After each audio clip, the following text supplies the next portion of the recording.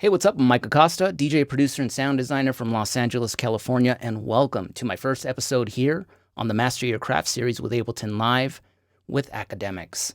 Now, today we're going to be covering on how to create your own DJ edit within Ableton Live.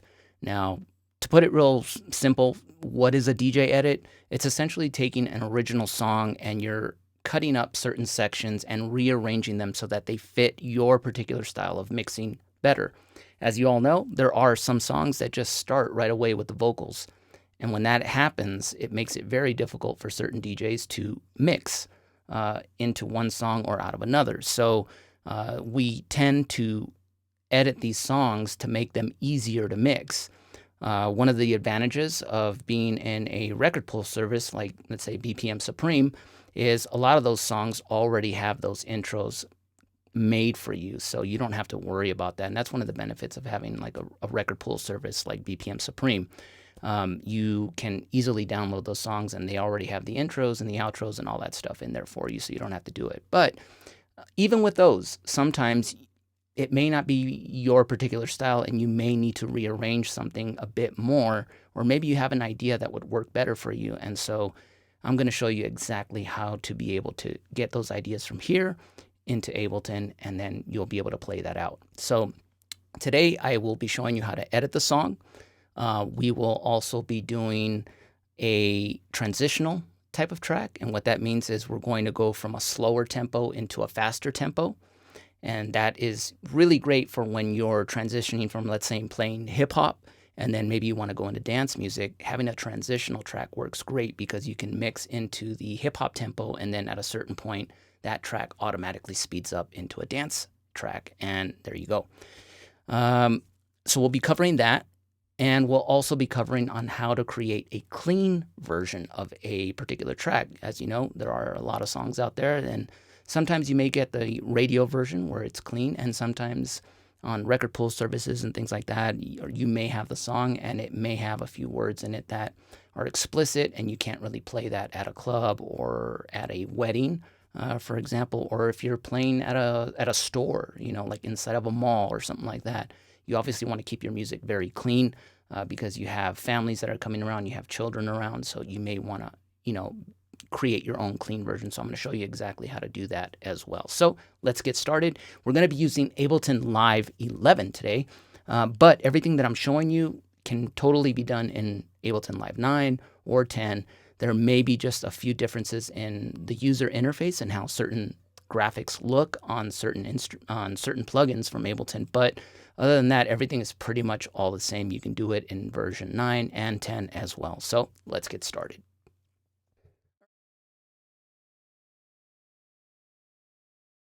All right, so here we are. Today we are going to be using the remix of Memories, which is by David Guetta featuring Kid Cudi. And as you can see here, this is the Dirty Extended mix. So this already has an intro on it, and that works fine, but I want to switch that around a bit. So, and I'll be showing you exactly what we're going to do. Let me just play a few seconds of the song so you can see here in the beginning, this is our intro. So clearly it's got the intro already.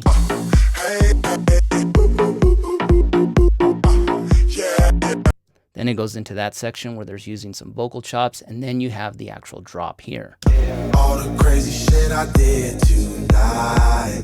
All right, and that's what I want to change. I want to shorten down the intro a bit, and I don't want to go into that verse. I want to go right into the hook of the song where it's just keeping it hype and then get out of it quick. And that's something that we DJs tend to call quick hitters.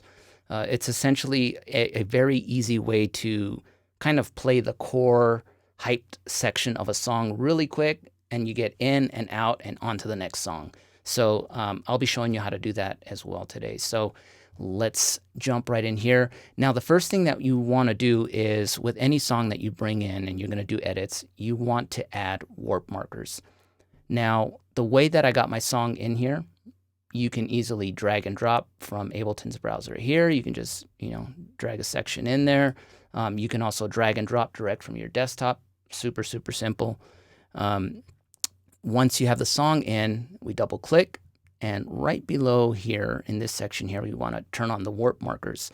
Now, by default, Ableton usually turns on the warp markers, and you can change those settings within the preferences, but I just wanted to show you how to do that in case you import a song and it doesn't have the warp markers engaged. You just come right here and turn on warp markers, and it'll add in the first marker here. So here's our first downbeat. And usually what I like to do is I like to place the warp markers at every 4 bars, maybe then 8, 16, 32. Typically for dance music and things like that, that's really all you need to do. You don't need to put warp markers on every single hit. I've seen a lot of DJs that tend to do that, and you don't really need to do that at all. The only time you would really do that is if you're working with, let's say, like an older song from the 60s and 70s where they didn't have quantizing and metronome and everything was recorded live to tape. Then that's where you would probably have to add more warp markers, and I'll explain that in just a little bit. So what we want to do is set our warp markers, but let me explain to you really quick the different types of warp markers that there are. So once we get into here, you'll see if you click right here where it says beats, you have all of these different selections that you can choose from: beats, tones, texture, repitch, complex, and complex pro. Now, these are all different algorithms that Ableton Live uses to apply these warp markers so that you can actually change the tempo while still keeping the pitch the same, or we can alter pitch while still keeping the tempo the same. Essentially, the warp markers within Ableton Live is what allows us to stretch and compress audio any way that we like. And it's super fun because there's so many great things that you can do with it. But when we're working with long audio like this, like a full song, I tend to keep it in beats. Now, beats essentially works really great for transients. It's going to look at all the hits within the song, and then it uses that and it tries to preserve all of those hits. But what you want to do is, I tend to either use, under the preserve section, I either use the 8th notes or I use the 16th notes. And this can vary from song to song. You really need to kind of just experiment with it on a case-by-case basis, really. Now, the warp modes and markers, beats mode, so transients, great for like short loops. But I tend to use 16th notes, 8th notes, and it works, pretty great at that. So what we'll do is we're going to come in here. So we already have it on the first downbeat. And we come in right here on bar 9. And you can see it's just a little bit off. So I'm going to add one by double clicking, slide it back over. And then let's go to bar 32 here. And now you can see it's a little ahead. So we'll add a marker there. We're going to slip it back. And then we'll come over here, let's say to 65. And again, as you can see, I'm really going to where like these drop sections are. And typically, if you do this, this will usually lock in the rest of the song, but you can always go, and double check stuff. So here I am again here, we're double checking this. And this one seems to be pretty on. So we'll come over here to bar 89 where there seems to be another drop. Yep. And a lot of times too, you'll see that there'll be a little arrow here. And that's where it's detecting that first big transient hit. So sometimes you can just grab this by holding down on the mouse and just slide it over. And notice that it didn't actually add the marker, we just slid it over. But if we want, we can double click and now set it as an anchor point. And that's typically what I tend to do. Then let's see, we come over here, let's say 105. And you can see right here, it drifted off a bit. We'll bring that back. And so sometimes we have 1, 2, 3, 4, 5, 6 markers. We have six warp markers in here. And for the most part, this usually can work. You don't really need any more than that. Now, the best way to check this, and this is what I typically do, is we're going to go up here. We're going to turn on the metronome. And now we'll play this at different sections. And we want to make sure that the metronome is playing perfectly in sync with the song. That's how we'll know that the warp markers are set correctly. Yeah. Yeah. Hey, hey, all the crazy shit I did tonight. Yeah, yeah, all the crazy shit I did tonight. Those will be the best. All right, so pretty much I jumped around to a few different sections of the song and it's all locked in, so it's pretty safe to say that we're good to go. Now, one thing to note too is that when you set all these warp markers, notice right here in the BPM, it's saying 126.98, which means that this song, its original tempo is most likely 127, which is why I have the tempo set here to 127 already. So once we know what our original tempo is and the markers are all set properly, now we can change tempos, change pitch. We could do all that great stuff because it's all locked in. Now, so far, everything sounds pretty decent with the 1/16th preservation of the transients using the beats mode. Now, there's tones, texture, repitch, complex, and complex pro. Now, the only other one I'm going to talk about today is complex pro. The other modes that are in here, I will explain those when we're talking about actual music production and how those particular modes will work with different sources of audio. But for what we're doing today with just working with a full song and creating a DJ edit, the two modes that you only really need to know about and worry about is Beats and Complex Pro. Now, the Complex Pro, again, Beats focuses on keeping the transients, so the punch of the song and all that stuff, it preserves those peaks within the song, and that's what you want because you want your track to slam hard on the dance floor if you make changes and stuff to the tempo or pitch. Now, Complex Pro uses a different type of algorithm. Now, typically, I only use Complex Pro when I'm stretching vocals, and it works really great for that stuff. But there may be instances where you may need to use Complex Pro on a song if you're doing a very extreme stretch. All right, now what I'm going to do to better give you an example of the different modes of beats, I'm going to change the tempo. And so we're going to swap that down, let's say let's do something extreme, like 100 BPM. All right, so now.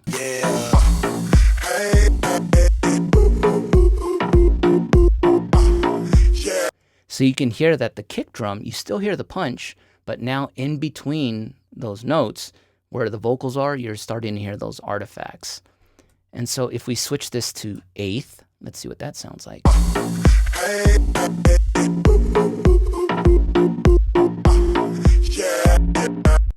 Okay, so it's still, you can hear those artifacts. So again, this is a really extreme stretch because the original tempo is 126 and we're now at 100 BPM. But let's see what it sounds like on a quarter note.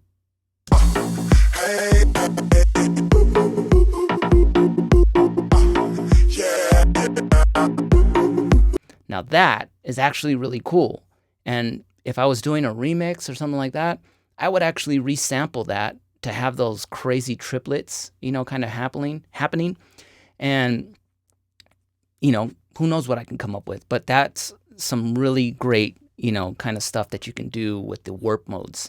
That goes more into the sound design and production aspects, which I'll cover in other episodes. But that right there, that little mistake can actually turn into something really great when you want to get into doing remixing by just simply experimenting with the different warp modes and various tempos. You can get some crazy stuff happening, resample that, chop it up, and who knows what you can come up with. But so you can see right there when we change it to a quarter note, it starts creating like these funky triplets and stuff.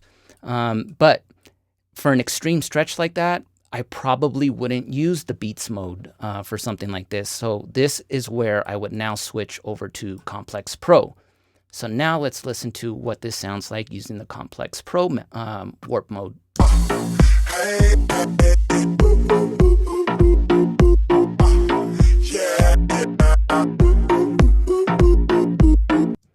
Okay, so you can see that now the vocals and the instrumentations are a lot smoother in there, but we don't have all the attack of the kick drum and that punch from the track. So We get better results on the vocals and the instrumentation. It sounds a lot smoother, doesn't sound choppy, but we lose a little bit of that punch and kick from the track itself. So this is where you have to kind of make that decision on, what do you want to do? Sometimes what I tend to do when I'm doing a transitional type of thing, I may use Complex Pro for this intro section, and then when it gets back to its original tempo, I will split the region. So we'll basically create 2 different audio files, and then the second one will use the beats mode. So let's switch this back now to beats at 16th, and let's go back to 127 BPM.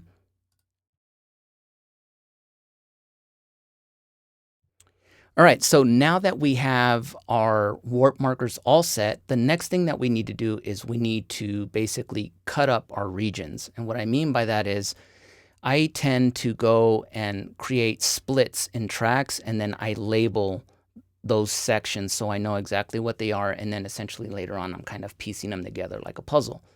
So right here we know that this is our intro section. Right here at bar 9 we know that we have those vocal chops that come in.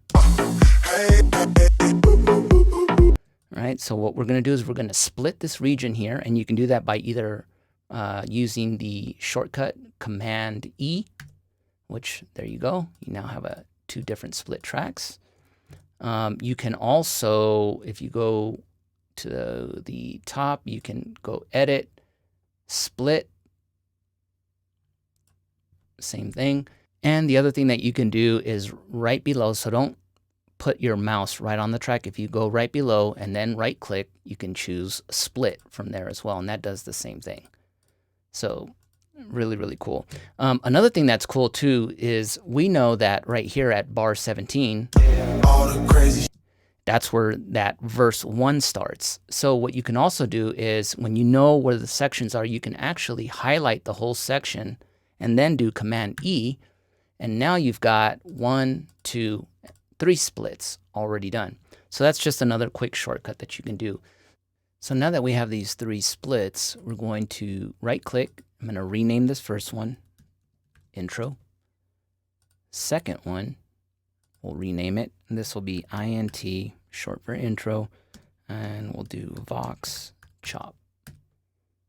So now we have the song perfectly cut up, and I know exactly what these sections are. So now it's time to get into the arrangement of our edit. All right, so now that everything is all split up, you may be saying, well, what about if it's a song that doesn't have the intro? You're using a song in this demo, but it has an intro already. Right. So I'm going to show you exactly how to work around that. Yes, this song has an intro already. And there are songs that tend to just start right away with the vocals, or they literally start with the drop section. And that's because those are primed just to be played on the radio to keep the time much shorter so they can play more songs within the hour. So in the instance where you have a song that doesn't have an intro, the best thing to do is find sections in the song that you can extract and then create your intro. Some songs may have a little small instrumental section in it, and that's what you want to find. If you can find a little 2-bar loop where there's no vocals or instrument or like other sorts of instruments like keyboards, and it's just mainly the drums, then you can slice that, extract it, copy and paste it, and that will give you an intro. It doesn't have to be perfect. It's just really for you to hear in your headphones as a DJ to keep it on beat and mix in. So in this section, let's pretend that we didn't have any intros and all we had is the drop and the verse sections. Let's see what we can do. Hey, yeah.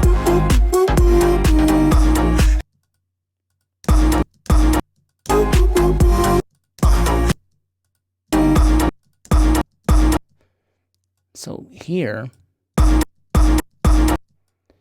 you can actually extract the kick if you wanted. We just hold Option, so the way that let me bounce back. So you can highlight a section, hold down the Option key, and then click and just drag to another track.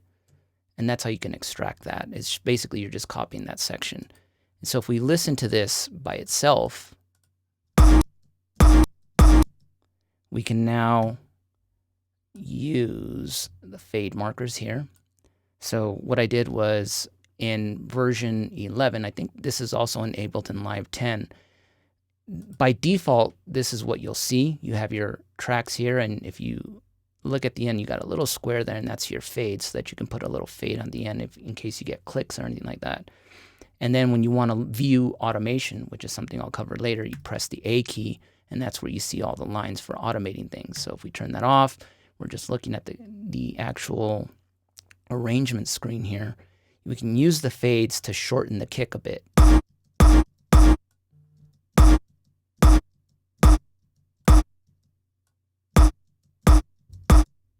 So we can extract something like that.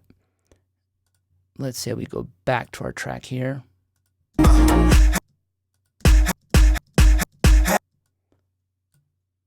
Grab that section, hold down the Option key, drag it down. Let's go here.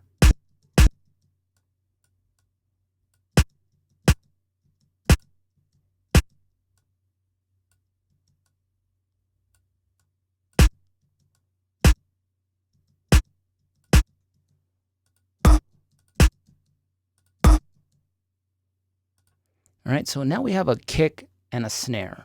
It's not perfect, but again, we're just trying to make the intro for us. We're only hearing it. It's not like the audience is going to hear this.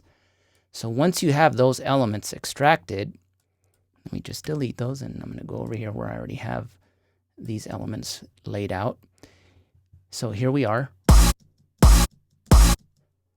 So that's just from a different part of the song, but it's essentially the same thing I was showing you. You're grabbing a section. So you want to find a section where you can hear the clap and there's not a whole lot of other instrumentation in there, and grab that. And then now you can basically place them on the line. As you can see, I took all the, the kick and the snare slices and arranged them. And now you have this.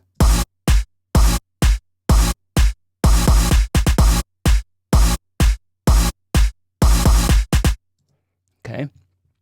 And you can simply copy and paste this. So you can highlight it all. Again, hold the Option key and you can drag it there. And let's say you want to turn this into a loop. You can highlight all of this and then do Command J, and that consolidates it all into one loop. So that is Command J. Let me back up. You can also right click, and here it is. You can consolidate. Boom. There you go. Now it's an actual loop. So now if we play it,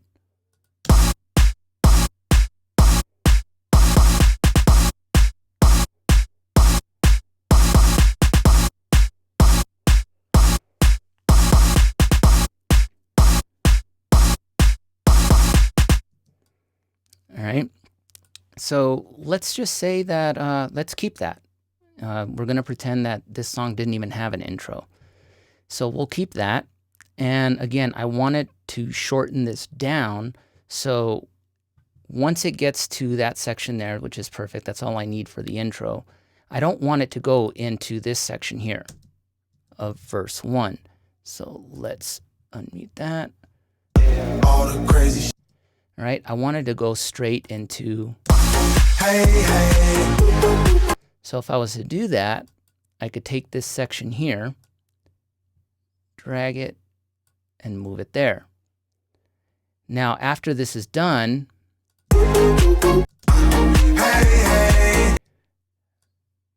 maybe I don't want it to go into this verse again. All the crazy shit. Okay, maybe I want it to go into this section. Getting late, but I don't. Because we're going to shorten this down. Remember, we want to create a quick hitter. So I'm going to move this here. And then maybe skip this final verse breakdown and just go straight into the outro. And again, all I'm doing is holding down the Option key and then dragging it over here, which is simply just a copy and paste. So now, if we look at this section here, Hey, hey. so you can see right from this intro that we created,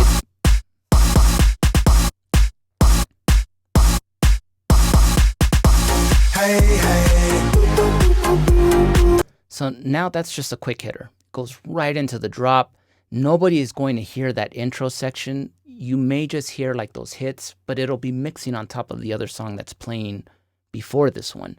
And so once you get into it, it's a smooth, clean transition. It allows you to mix it easier, and then you can get in and out right away. So we've taken out those verse sections, and let's see what it sounds like when it goes into this getting late, because we may have to adjust this because I think part of that word gets cut off.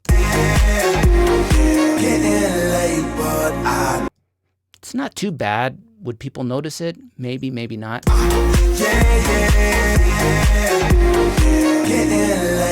So the word it's getting late is getting cut off.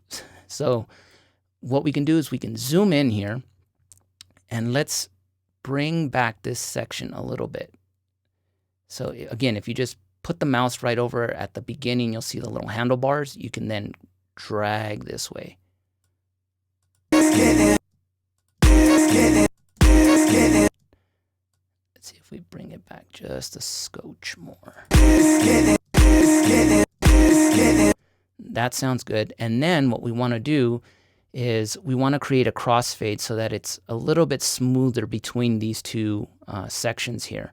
We don't want any clipping or anything. So what we'll do is, you see when I put the mouse right at the intersection, the two little boxes pop up. And that's so that you can create a nice crossfade between the two different regions. And that way it's very smooth. You don't hear any clicks or glitches or anything like that. So what we'll do is we'll grab this, hold down on the box, and we're going to drag to the left a bit. And notice that now it's, see, I'm going to do it really extreme here. You can see the crossfade that it's adding into that section.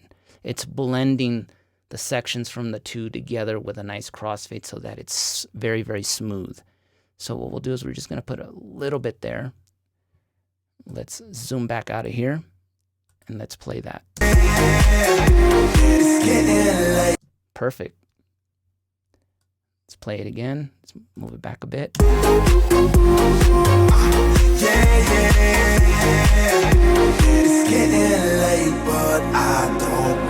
That's perfect. That's exactly what I want, because now we're just playing the drop section. When that comes in, that's giving me that cues me to let me know, all right, cool, it's about to hit the outro section. So I need to have my song, the next song, ready to go. And that is going to give me my cue to let me know to, get it ready and have it prepped because the outro section is about to come. So then let's see what it sounds like from here into the outro. I don't mind. That works. I don't mind. It's getting late, but I don't mind. It's getting late, but I don't mind. And there's our edit. Now, one thing that you can do to help the transitional sections, you can always add in, little rising effects and things like that. And I'll show you how to do that in just a second later on in this video. Let's play everything from the top really quick. So here is now, this is a quick hitter. So now this song is 1 minute and 30 seconds as opposed to 3 minutes and 45 seconds. And so here's our intro that we created.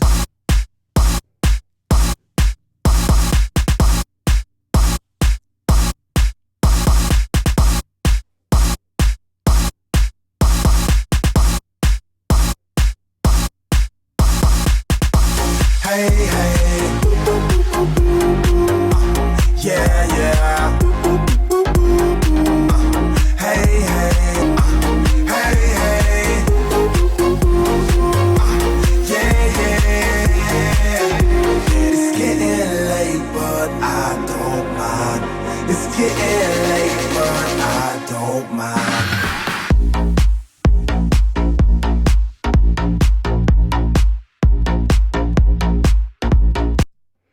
There we go.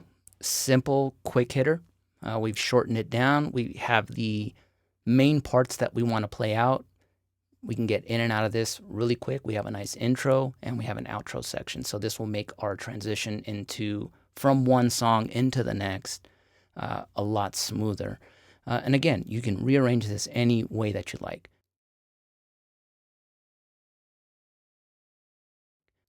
All right, so here we are, and we are now going to create a clean edit of this. Now, we could have done this earlier when we were first putting all of the warp markers in and before we started chopping up the regions to, redo the arrangement.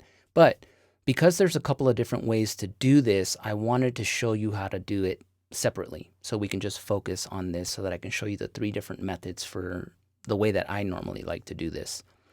So we already know that right here on verse 1 is where that bad word is. So if we come over here, let's solo this really quick.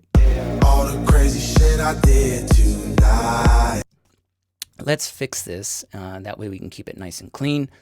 And we're going to solo this section down here. And what I did was I just copied this section here. So the verse. And again, remember, you can simply hold down Option, drag it down, and boom. That's how you can easily copy that. So I already have it copied here. And I color-coded it green. So that way we can focus on that. We know that it's separate. And the way that you can color code your tracks, again, just select it, right click, and here's all your color wheel down here. And you can apply whatever color you want to it. There, we want blue. We can just put it right back to green if we want. And there we go. All right, so we're going to minimize this track here. There's a little arrow. Click that. And then we'll click on this track here. And if we want to expand this, we put our mouse here and just open it up. So now let's expand a bit more. And now what we need to do is isolate where that bad word is. All the crazy shit I Okay, so it's right here. crazy shit I All right, so let's zoom in a bit. And what I'm going to do now is I want to highlight the area of where that bad word is. And the first method that we're going to use to clean this up is a simple reverse method. And again, this is a standard function that is within Ableton Live. It is in version 9 and 10 as well. So what we're going to do is highlight this section here, Command E, and that, of course, now creates its own little region here. If we double click on it, you'll see that now we have access to these other areas here where the warp markers go. And then, of course, right here is where our envelopes are. So right now, while we're in this clip section, you'll see that right here is the reverse button. Now, in version 9 and 10 of Ableton, the reverse button, I believe, was like up here, and it was really small, but it was up here in this section. And now in Ableton Live 11, they have moved this down to this section over here. So this whole section right here has been revamped a little bit. It's definitely looks different than version 10 and 9, but all the functionality is all the same. Some things have just been moved around. So what you're going to want to do now that you have this section selected, what you'll do is click on reverse, and you'll see that now that has been reversed, it flipped it, and so we can play it.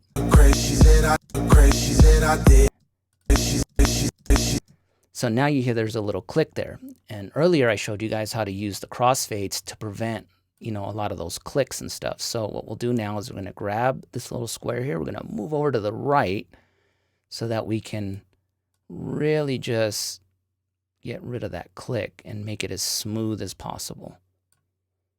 All right, so if we back out a little bit, let's see how this sounds now.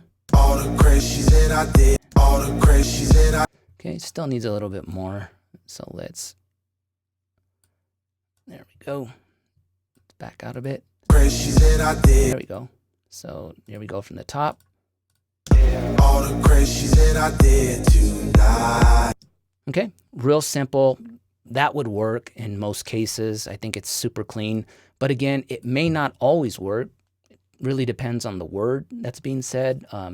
It could depend on if there's multiple words. That reverse function may not work as well. So again, that's just one way.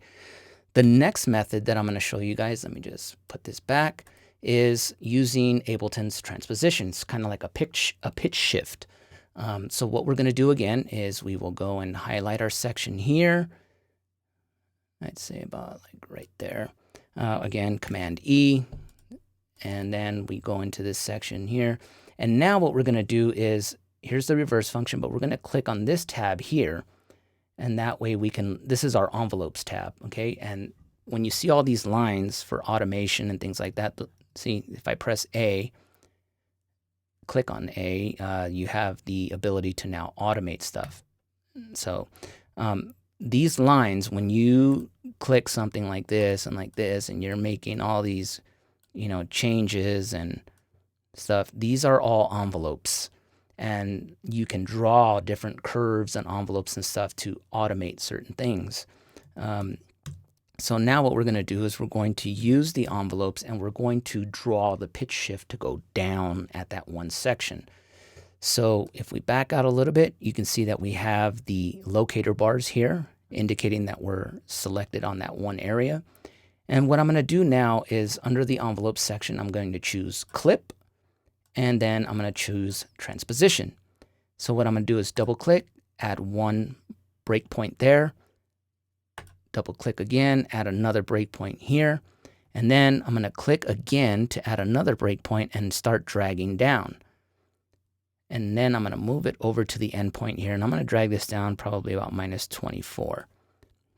Now this is just a straight linear line down. Now if I want this to be a bit more gradual, to have kind of like a curved fade, then what we can do now is move our mouse onto the line, and notice there's a plus symbol there, and that's to add another breakpoint. If I hold down the Option key, then this now allows me to grab the mouse, hold the mouse, and drag up or drag down, and I can now add curves to my envelope. So if I want more of an exponential kind of curve, I can draw that in. So what I want here is I just want a slight bumped up curve, just like that. All right, so let's back up and let's see what this sounds like now. Okay. All the crazy shit I did tonight. All the crazy shit I did. All right, so that could work. Again, it's subjective. It all depends on what you like. I personally don't like using the transposition method within Ableton too much, but for sometimes, depending on the song, it works. So you could totally stay with this. Or the next method is using a third-party plugin. Okay, so that's something that does not come within Ableton Live. So what we're going to do now is let's bring this back here just like normal. And what we want to do now is the third method is tape stop. Okay, and the tape stop method is where it sounds like you're pressing the stop button on a turntable or on a tape machine and the music's playing. It's like, okay, that's a very, very common method for creating a clean edit of a song. You hear it a lot in hip hop. It's also used with different things in music, like with synthesizers and stabs and vocal drops, and they'll use that as an effect. But it also works, it's really effective at cleaning up bad language on a track. So the only thing is that Ableton Live doesn't really come with a dedicated tape stop type plugin. So you will need to use a third-party plugin for this. Now, there are a couple of free tape stop effects that are out there. You just need to, search for them on the internet. There's one for PC. There's like one or two for Mac, and they all do the same thing. It's really simple stuff. But here's a cool thing. If you do have Ableton Live Suite, okay, so that's the top of the line Ableton Live software package that comes with all of the instruments, and it comes with Max for Live. And that's where the key ticket is. If you have Ableton Live Suite, then there are some Max for Live devices that do tape stop effects, and they're free. So you just need to go and search for free Max for Live devices. I have the links below right now to a couple of free third-party VST tape stop plugin effects. And I will also have the tape stop effect for the Max for Live device up here as well. So just look down below. You should see the link right there. And you can totally use those, and they work great. Personally, there's two plugins that I really like to use for tape stop effects. One is the VPS Tape Stop by Vengeance Sound, and the other one is by Waves, and it's called Abbey Road Vinyl. And Abbey Road Vinyl normally is used, and let me bring it up here. So it's right here. Let me turn it on. So the way that I set that up is, if you notice, I have clicks, density, crackle, and all the noise from all the vinyl stuff. I have all of that shut off. Okay. What I do want to do is turn on the auto resume. So that means that after we trigger it, it automatically will pick up.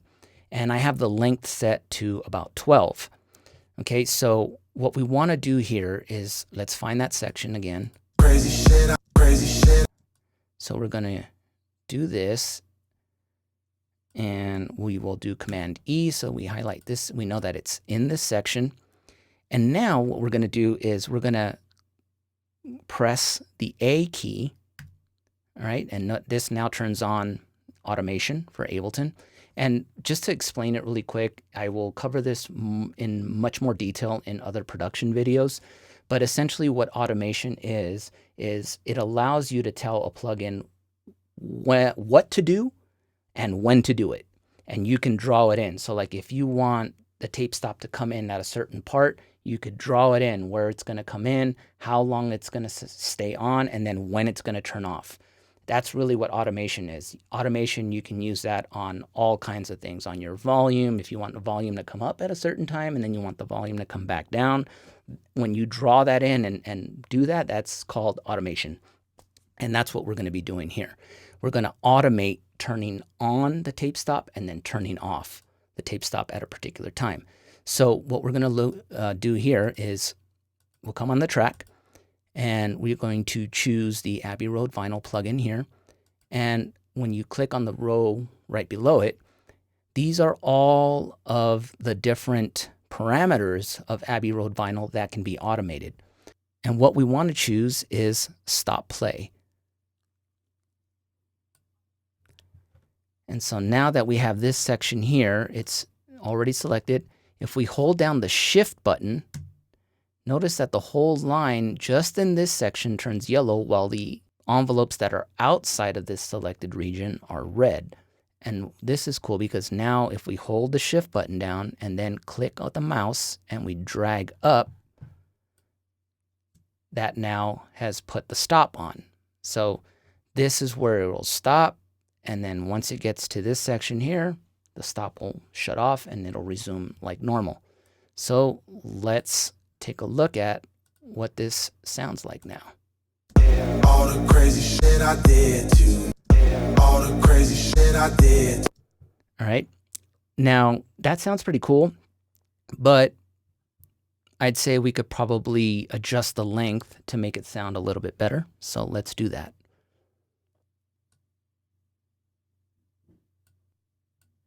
All the crazy shit I did. I like it right there at 2.5. All the crazy shit I did tonight. All the crazy shit I did tonight. Okay, so that's the tape stop effect. And again, all we did was we automated turning it on and off. So there's the stop and play. And if, if we zoom in, you can see that when it gets to this section here, it engages the tape stop. And then when it gets to this point here, the tape stop turns off. All the crazy shit I did tonight. All right, and that's how we create a clean edit of a song. Those are the 3 different methods. You can always get like super creative. You know, this isn't like the holy Bible of how to do it. There's so many different ways. Sometimes I've done things where I've taken a filter and I've made the filter do something really funny. Sometimes you can just stutter sections. So let me show you that really quick. So let's do this. Let's close that. And we're going to turn off our automation here. And I'm going to show you just a quick stutter type effect. All the crazy shit I. All right, so Crazy. So let's say we wanted to just double this section. You can, again, hold down the Option key and drag this over. And now you've got this. All the crazy shit I did tonight. All the crazy shit I did. Or you can even take this second kick that we put in there and double click it and reverse it. All the crazy shit I did tonight. Okay, so many different ways, but these are kind of like the basic ways to simply edit a song and edit the bad language within a song and create a clean version. All right, so the last part for this particular episode, I'm going to show you how to create a transitional track. Okay, and this is where, let's say you're mixing hip hop, but you want to go into dance music. So what we're going to do here is I'm going to show you how to create a instrumental section on the intro that is going to be at a much slower tempo, and then it will gradually speed up to its original tempo. And I'm going to show you exactly how to do that now. So let's get started. So as you can see here, I have these tracks grouped. Now the first thing that we want to do is we want to use a drum rack from Ableton Live. And so what we'll do is we'll come up to this instrument section here, and we're going to grab a drum rack, and we will drop it right down onto this track here. And you'll see that now it pops up here on the bottom.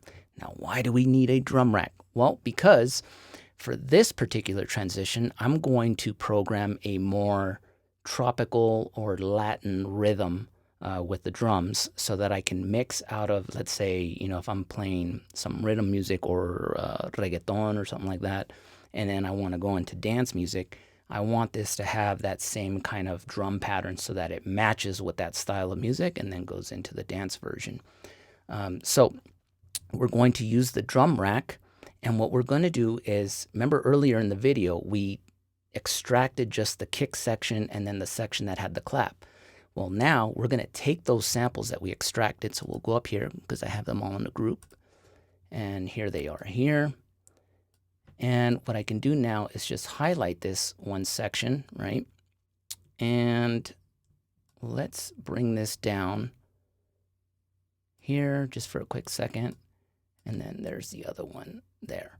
So now if we come to our drum rack here, we can simply just drop this right onto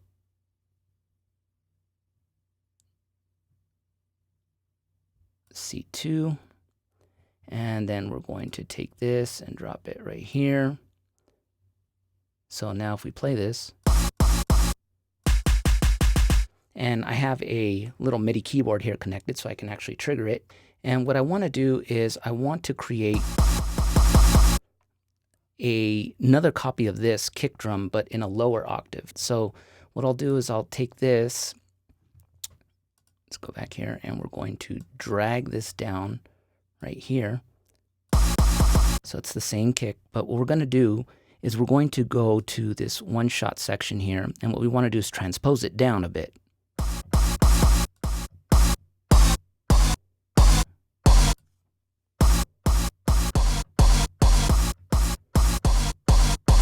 Okay, so we made a copy and we put it in this cell here.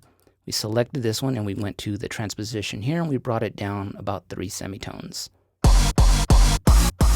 Okay, and so now if I wanted to program a drum beat, I could do this.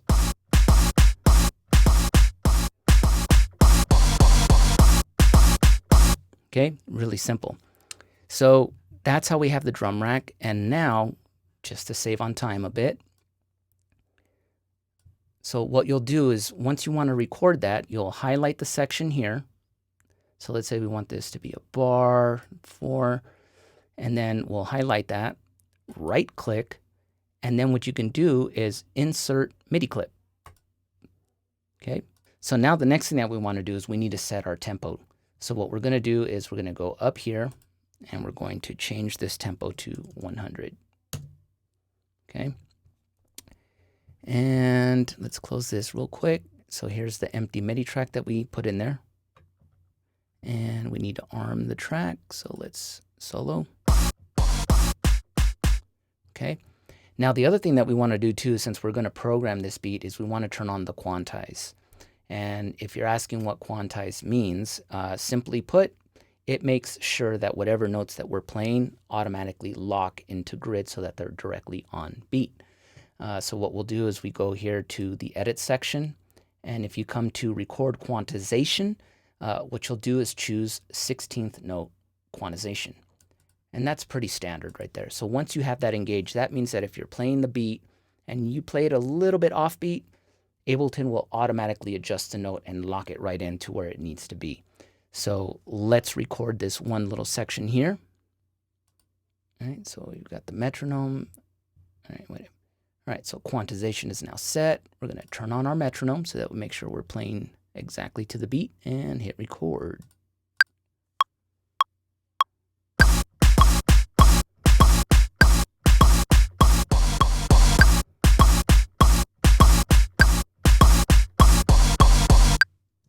All right, there we go. Let's trim that right there and let's play it back and see what it sounds like.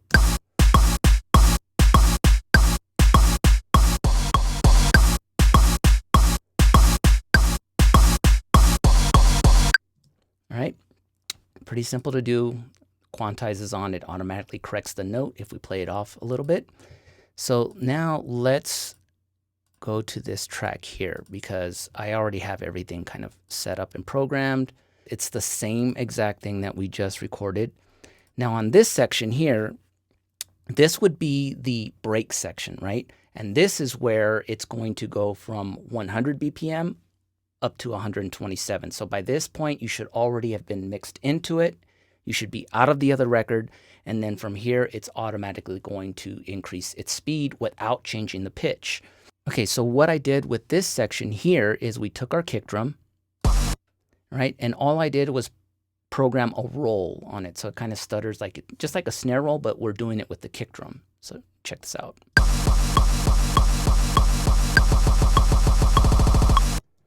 Okay, and again, it's really, really simple to do. Again, you just, you can come in here, double click, add a note, you can extend it. If you want to do shorter stutters, then you can drag this down, copy and paste, copy and paste, copy and paste, and then it'll sound like this. Okay, so let's just back this up and go back to our original. Okay, so now we have this roll. And what we want here at this section, this is where it's going to go from 100 BPM all the way up to 127. So by the time you get to this section, you should have already been mixed out of the other song. And then this will kind of just ramp up and it'll get right into the dance portion of this track. So what we need to do now is we need to automate the tempo to go from 100 BPM to 127. And the way that we do that is we come down here to the master section, okay? And what we're going to do is right here, we're going to put in 127, okay? We add the click and we're going to come to this section here and we're going to come down to 100. Okay, so from here,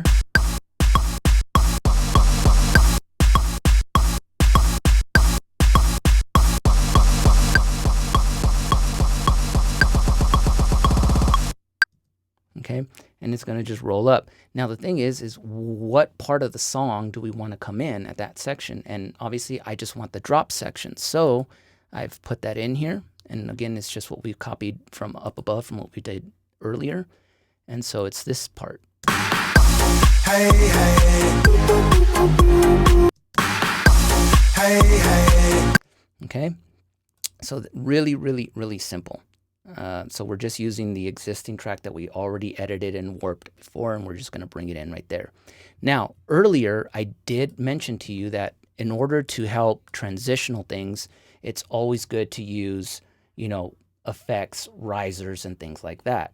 And this is a perfect, scenario where you would want to use like some riser samples and some effect samples to really mask the transition so that it sounds a bit more natural and dynamic.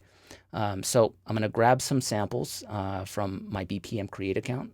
For those of you who don't know, BPM Create, it's an online 100% royalty-free digital sample service. You pay $4.99 a month, and you have access. You get 75 credits every single month, and you have tons and tons of different sample packs to choose from. So let's take a look at BPM Create real quick and grab some effects that we can use in here. All right, so here I am in BPM Create. And one of the things that I like about this is that BPM Create gives you drives, and you can see that right here on the left side. And this allows me to create my own custom folder of my favorite samples that I find when I'm browsing through the site. Here I have favorite effects. So here's the riser effects that I was telling you about.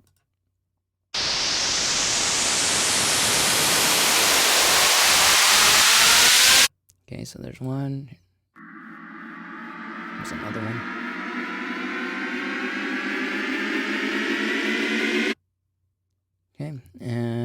this is actually one of my favorites here, so I'm going to just download that. All right, so now we've got a riser effect that we can use, and let's jump right back into Ableton and apply them in there. All right, so here we are back in the Ableton session, and I decided to actually switch up the effects that I was going to use, primarily because we are starting with a slower tempo, and the types of effects that you usually would hear on hip hop, trap, and reggaeton, those effects are typically a little bit different than you would hear on dance music or EDM style tracks. So I decided to switch the effects up a bit. So over here on my left-hand browser within Ableton, I obviously have a bunch of custom folders that I have set for effects and things like that. So we're going to use the famous trap riser effect.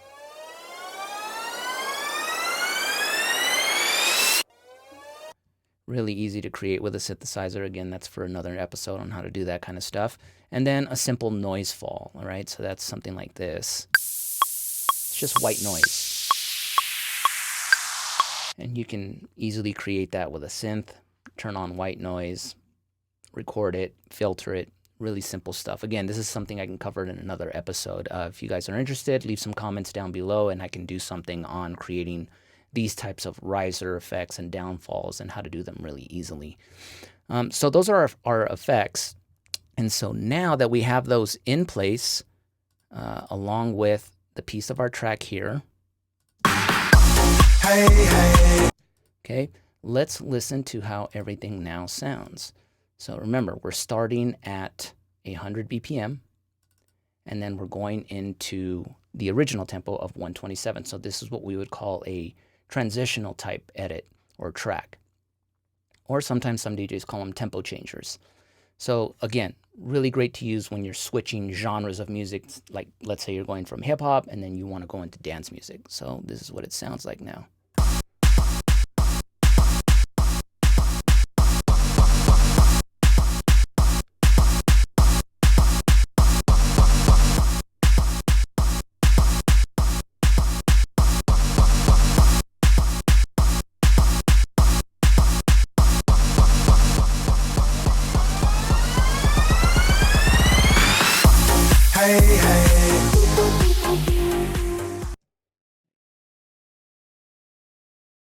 The one last thing that I want to show you guys now is how to export this, right? Because we want to go and play this out. So how do we get this out of here? All right, so one thing we want to do is we want to make sure that our loop switch here is turned on. So you'll see that little loop looks like an arrow that's like a square. Turn that on, all right? That obviously keeps us in the loop. I tend to work with it on all the time. So what you'll want to do is then, here's our first, locator bar on the left, and we want to obviously put it at bar 1 from the beginning. Then we're going to take the end, and we can put that right at the end here. And so we want to make sure is that everything is highlighted. So if you do Command A, that selects it all. Or you can even just click up here in the loop section. If you click on this bar, it selects everything that is in that looped region. So once all of that is selected, then what you'll want to do is come up to File and go Export Audio Video. All right. And so this is the window that pops up. You'll want to keep your sample rate at 44.1. Obviously, that is the typical standard sample rate that Serato, DJ, Pioneer, most media players will all support 44.1. It's the standard. Then what you'll want to do is here under your bit depth, you can choose to either do it in 16 or 24 bit. And I'm going to talk about something really quick here. Now, the file that we imported, this track that we imported is an MP3. And obviously, I am going to export this as a high resolution WAV file. And I'm not going to put it back as an MP3. And let me explain why. Because I see so many DJs making this mistake. When you take a high resolution WAV file and you compress it down to an MP3 file, which obviously makes the file smaller in size, that's a good thing. But the reason why it's smaller in size is because what it does is it goes and it takes out specific frequencies in the song. And by doing that, it takes out a lot of frequencies that normally our ears won't hear. And by taking out all of these specific frequencies, you're basically shortening or lessening the amount of data that is in that file. And that is essentially what an MP3 does. It strips out a bunch of different frequencies so that the file size can be much smaller. And when you use a high resolution MP3 encoding method, like bringing it down to 320 kbps, that is probably the best method that you can use to take a WAV file into an MP3 so you don't strip out as much of the frequencies and it still sounds good when you play it on a large system. But I think most, pro DJs that are playing in very large venues, festivals and things like that, a lot of them tend to just stay with WAV files because it's high resolution. You're going to have all the punch in the attack. Sometimes MP3s, when you take a high resolution WAV file and you compress it down to MP3, you can tend to lose some of the punchiness or that sonic clarity. Not always, but sometimes it can happen. But when you have an MP3 and you're going to create your own DJ edit, okay, like we did here, we imported the MP3, and now I've seen a lot of guys where they export it back out to MP3 again. You don't want to do that because once a file has already been converted to MP3, you cannot put back all the frequencies that were stripped out. And I think a lot of people make that mistake, when they're new to this. They think, oh, if I just take the MP3 and I convert it to WAV file, it's going to be high resolution. No. All it's going to be is a WAV file, yes, but it is a WAV file that is still missing all of those frequencies that were initially taken out when it got compressed into the MP3 format. So when we make our edits here and we go to export this out, we want to export it to WAV so that we're not stripping out any more frequencies because we're just going to make the quality even less.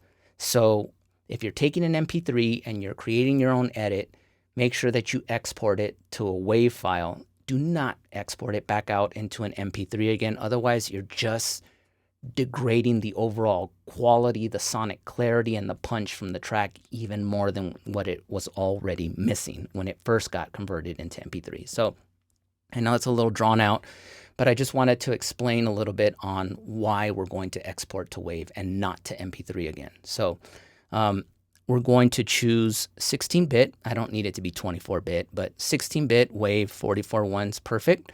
And then we'll just click export. And then we can give the name here. So we can just say memories, transition, edit. And usually what I like to do is I like to put, the tempo in the beginning. So I know that is 100 BPMs to 127 and then save. And there we go. Our song has now been exported. We can now take that WAV file, drop it into Serato DJ Pro, add our markers in there and go and play this out. We can put it on a thumb drive so we can play it in CDJs, put it into virtual DJ, anything, and go and play this out. And now we have our own custom DJ edit. Well, I hope that you found this tutorial helpful. Again, it's not the Holy Bible way of doing this. You can totally, make adjustments to it, but I wanted to kind of give you guys an introduction into Ableton Live, how to do this and the way that I normally do it. But of course, you can always tailor it to your own way as you move along. Make sure that you do subscribe down below so that you're constantly alerted when there are new videos that are available from the Academix Master Your Craft series. There are some really great instructors that are on board, all of them covering different areas of music production with different DAWs and things like that. So you're going to want to, make sure that you're subscribed so that you're alerted when those videos do become available. And also when I have the next episode in the Master Your Craft series for Ableton Live. So again, if you do have any questions, anything like that, make sure you leave them in the comments below. If there's a video that you would like to see done in Ableton Live, go ahead and leave the suggestion down below. And other than that, I will see you in the next video. My name is Mike Acosta. Thanks so much for taking the time to watch this, and I hope that you learned something from this. I will see you in the next video of the Master Your Craft series with Ableton Live here on Academix.